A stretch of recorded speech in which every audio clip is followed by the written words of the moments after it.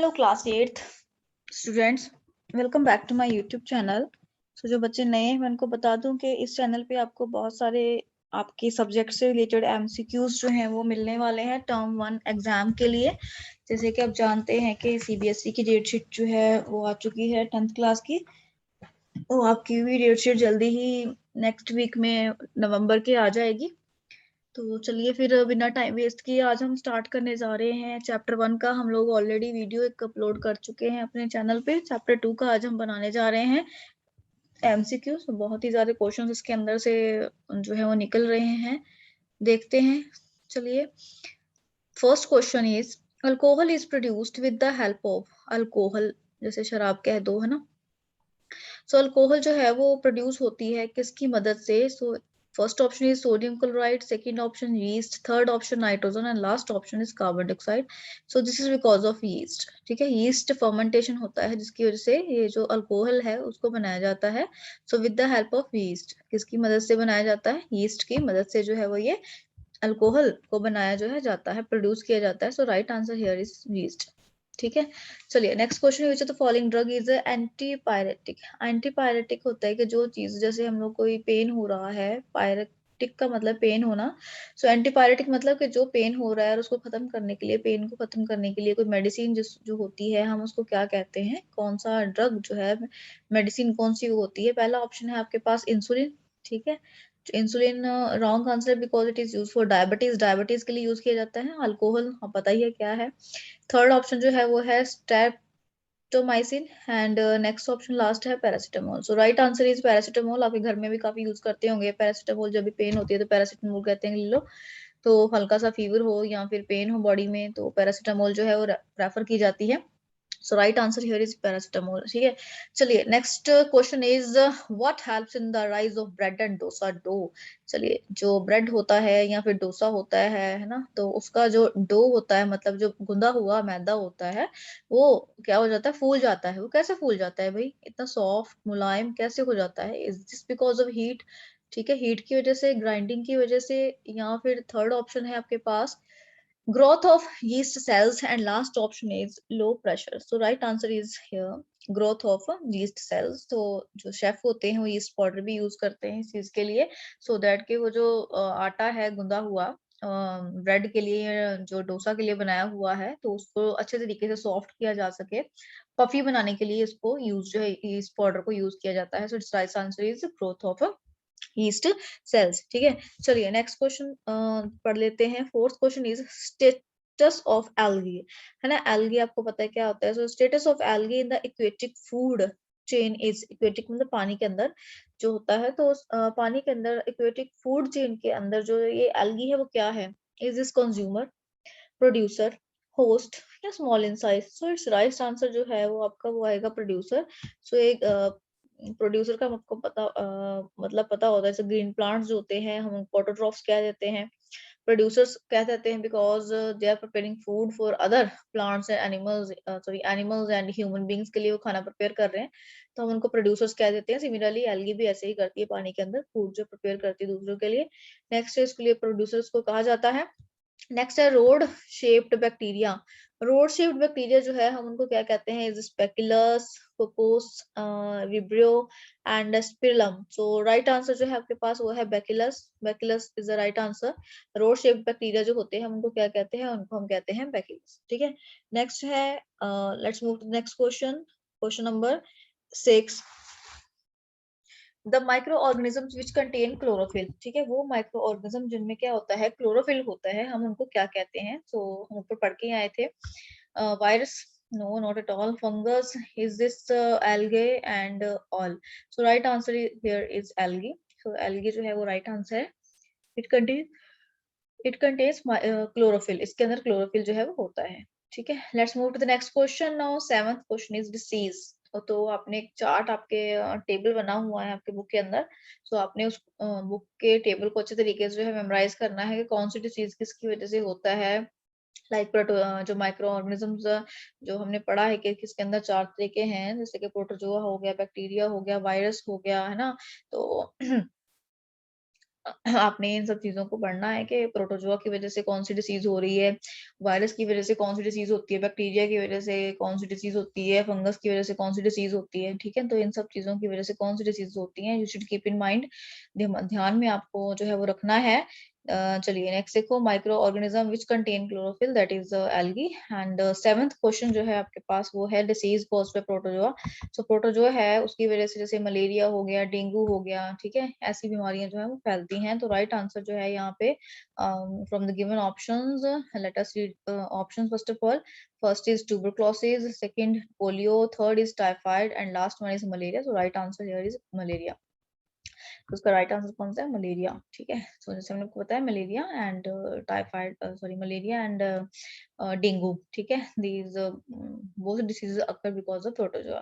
Next, let us move to the next question. This very important question, as I asked you in the last video of science chapter 1 के science के अंदर, जो मैंने आपसे पूछा था कि which can not fix atmospheric nitrogen in the soil, जो कि एटमॉस्फेरिक नाइट्रोजन जो है नहीं फिक्स करता है, वो कौन सा है इसमें से जो नीचे दिया हुआ है।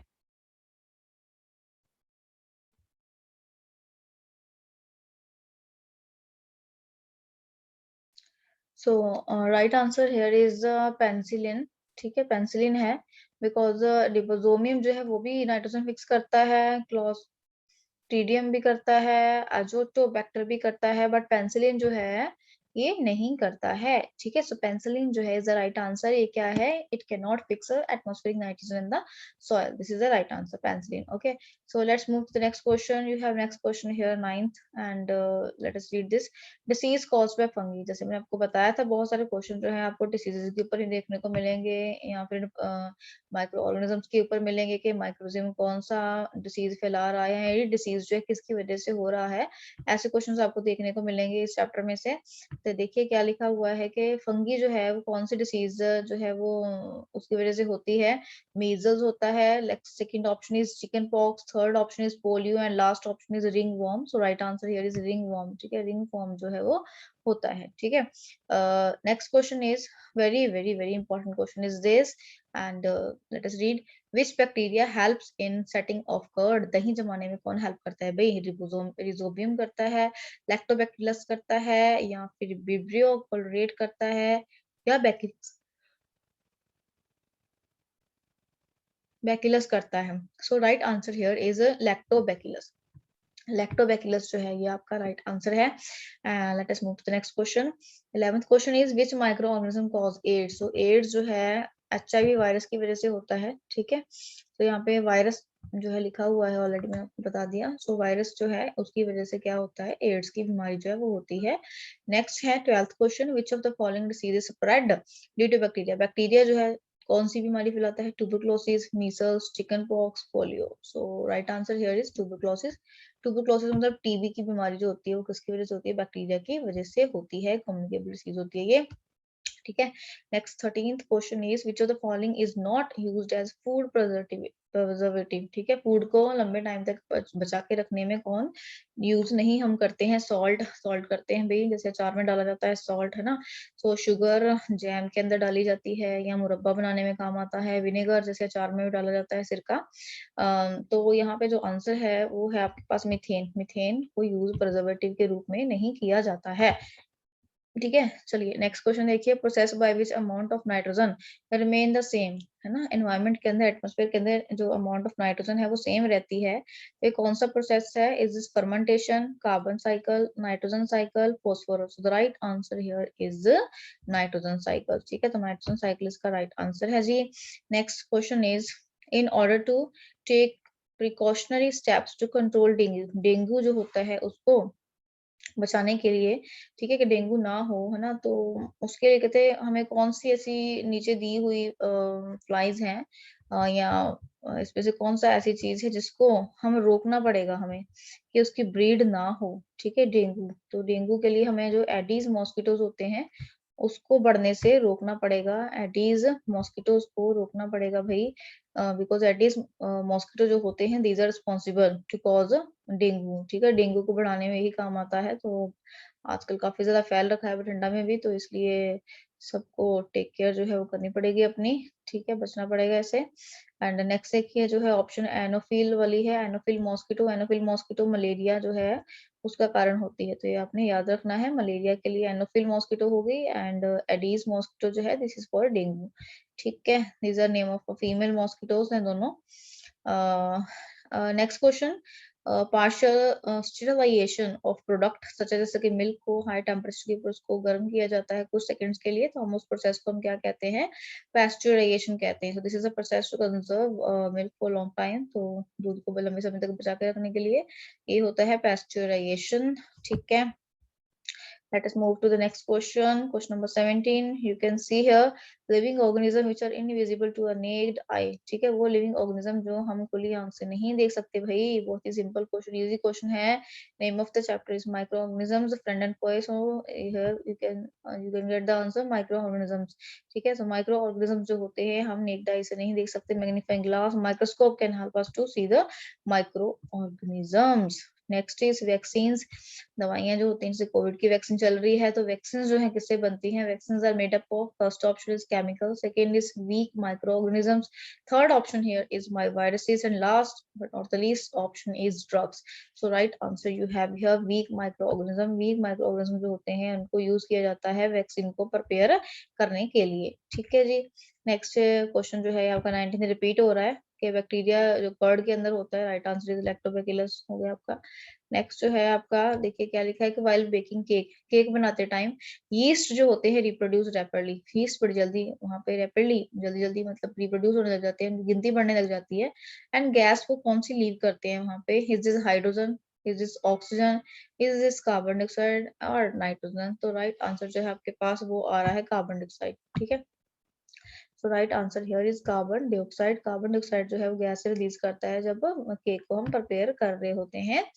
Let's move to the next slide now. Next 21st question is which organisms are microscopic? Microscopic मतलब हम उसको माइक्रोस्कोप के हेल्प के साथ देख सकते हैं, नेक्ड आई के साथ नहीं देख सकते हैं। It is also dependent on host organism for reproduction, ठीक है। ये अपने आप को अपनी काउंटिंग को बढ़ाने के लिए जिस ऑर्गेनिज्म के बॉडी के ऊपर रह रहा होता है उसके ऊपर डिपेंड करता है। Is this algae, is this protozoa, is this virus and bacteria. So right answer here is the virus, ठीक है। इसलिए बॉडी के अंदर एंटीवायरस जैसे होते हैं वो लेने पड़ते हैं, मेडिसिन जो होती है एंटीवायरस वाली वैक्सीन वो लेनी पड़ती है वायरस को खत्म करने के लिए, ठीक है। चलिए नेक्स्ट 22nd क्वेश्चन देख लेते हैं। Which one of the following is not processed by process of fermentation. Fermentation के माध्यम से मतलब कि इसमें से कौन सी चीजें जो नहीं बनाई जाती है, चीज हो गया, ठीक है, इसके अंदर भी हम लोग यीस्ट पाउडर यूज करते हैं, उसको फर्मेंटेशन की जाती है। दूध हो गया, दही हो गया, शराब हो गई, तो अल्कोहल हम पहले पढ़ के आए हैं, ठीक है। तो राइट आंसर जो है आपका वो है मिल्क, दूध, ठीक है। दूध जो है पेस्चराइजेशन जो है उसके गर्म किया जाता है उसको हाई टेम्परेचर के ऊपर कुछ सेकंड्स के लिए, बट उसको हम क्या नहीं करते, फर्मेंटेशन इसमें नहीं आ जाता। Next 23rd question, which among the following pathogens causes cholera, ठीक है। तो कॉलेरा जो है कौन सी किससे फैलता है, is bacteria, protozoa, fungus, virus. So right answer जो है आपके पास वो आ रहा है बैक्टीरिया, ठीक है। बैक्टीरिया की वजह से कॉलेरा जो है होता है। नेक्स्ट क्वेश्चन इज, मैं आपको पहले बता चुकी हूँ, कैरियर ऑफ मलेरिया, मलेरिया जो है कौन फैलाता है, दैट इज एनोफिल, फीमेल मॉस्किटो जो है एनोफिल उसकी वजह से होता है। And next question 25th is microorganism जो है हमने कितने पार्ट्स में उसको डिवाइड किया है, सो 4 पार्ट्स में डिवाइड किया है। Last but not the least, we have 3 questions left with us. So 26th question देखिए, dash are the body, dash are the medicines, ऐसी medicines जो क्या करती हैं, stop बंद कर देती हैं या kill कर देती हैं किसको भी, growth of the disease causing the microbes, ठीक है, जो कि वो बीमारियां फैलाने वाले जो माइक्रोब्स होते हैं उनको बढ़ने से खत्म कर देती है, तो हम इसको क्या कहते हैं, antibiotics, antibodies. Third option is antiviruses, last option is antigerm. So we have here answer antibiotics, ठीक है। Next 27th question is diseases like dysentery, malaria, तो हम पहले पढ़ के आए हैं मलेरिया के बारे में कि मलेरिया कॉज होता है इसके बारे में प्रोटोजोआ, ठीक है, प्रोटोजोआ। तो ये आंसर आपका आ गया protozoa. Next last but not the least question here is jam, jellies, squashes जो हैं आपके बनते हैं, प्रिजर्व किए जाते हैं लंबे टाइम तक उसको चला सके हम लोग, तो वो किससे प्रिजर्व होते हैं, सॉल्ट से, नमक डाला जाता है उनके अंदर, शुगर, चीनी डाली जाती है, विनेगर डाला जाता है या edible oil. So right answer you can see here sugar, sugar is the right answer, sugar की वजह से उसको प्रिजर्व जो है हम लोग करते हैं, ठीक है। सो this is all about the chapter number 5 micro organisms जो के बारे में चैप्टर था, micro organisms friend and Foy, कैसे हमारे दोस्त हैं, हमारे दुश्मन हैं, कैसे हमें वो सपोर्ट करते हैं रियल लाइफ में, कैसे हमारा नुकसान भी कर देते हैं, हमें जर्म बीमारियां देते हैं अलग अलग तरह की, तो इसलिए हमें उनसे बचना चाहिए, जैसे कि प्रोटोजोआ से। ठीक है, तो कैसी लगी वीडियो कमेंट करके जरूर जरूर बताइएगा, एंड लाइक कीजिए, and also share subscribe my YouTube channel. If you want to succeed, then follow Manpreet. This is my new slogan. Thank you for watching. Keep watching and stay tuned with my channel. I will see you in the next video. Till then, take care and bye bye.